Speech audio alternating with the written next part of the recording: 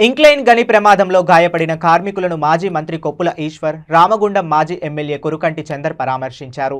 హైదరాబాద్లో ఒమేగా హాస్పిటల్లో చికిత్స పొందుతున్న శంకర్, నోయల్, సంపత్లను పరామర్శించి మెరుగైన వైద్యాన్ని అందించాలని హాస్పిటల్ యాజమాన్యాన్ని కోరారు. ప్రమాదానికి బాధ్యులైన వారిపై క్రిమినల్ కేసు నమోదు చేయాలన్నారు. ఇక ముందు ఇలాంటి ప్రమాదాలు జరగకుండా సింగరేణి తగు చర్యలు తీసుకోవాలని కోరారు.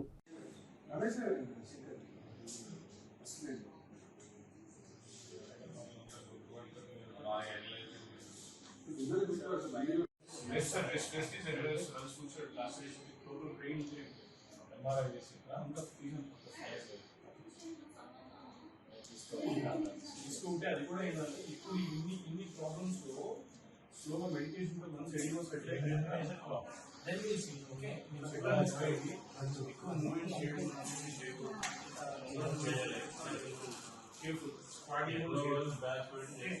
ఈవెన్ ట్రైనింగ్ కూడా ఉండకూడదు.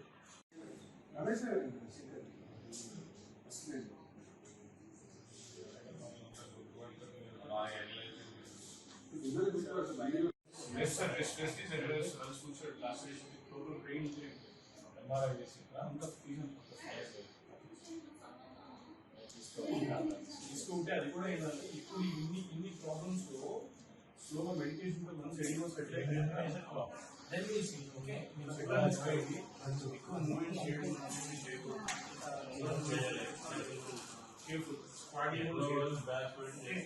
ఈవెన్ ట్రైనింగ్ కూడా ఉండకూడదు.